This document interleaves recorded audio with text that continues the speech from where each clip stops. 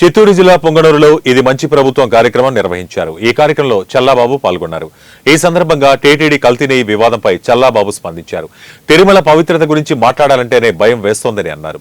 TTD సొంతంగా dairy ఏర్పాటు చేసి పాలు ఉత్పత్తులను తయారు చేసే విధంగా చర్యలు తీసుకోవాలని చల్లాబాబు ఆకాంక్షించారు.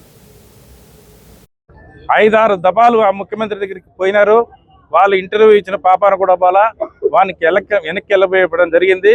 ఇప్పుడు మళ్ళీ తిరిగి వాళ్ళు వచ్చినారు. ఎక్కడున్నా వెతికి పట్టుకొని ఆ ఎండీని మళ్ళీ తీసుకొచ్చినాం. ఈ పెప్పర్ కంపెనీని దీన్ని పూర్తిగా ఎట్లా చేయాలా, ఏ విధంగా ల్యాండ్ అక్వైర్ చేయాలని చెప్పి దాని మీద అప్పుడే ముఖ్యమంత్రి దగ్గర ఒక సిట్టింగ్ కూడా వేయడం జరిగింది. ఆ కంపెనీ ఎండీలు దాన్ని పూర్తిగా పరిశీలించి ఏ విధంగా ముందుకు తీసుకువెళ్తామో దగ్గరలో ముందుకు తీసుకొచ్చి అనౌన్స్ చేస్తాం. అందరికీ ధన్యవాదాలు. తిరుమల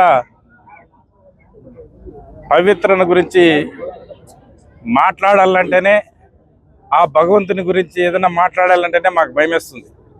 ఎందుకంటే అందరికీ విలవేలుపల దేవుడు వెంకటేశ్వర్ల స్వామి.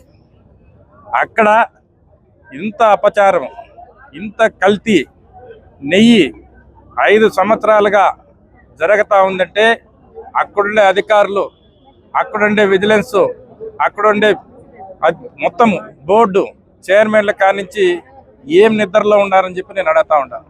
ఎందుకంటే కర్ణాటక డైరీ వాళ్ళు పూర్తిగా ₹1 లాభం లేకుండా భగవంతునికి అసలుతో నెయ్యి సరఫరా దాదాపు 10 సంవత్సరాలు చేస్తూ ఉన్నారు. 10-15 ఏళ్ళ నుంచి.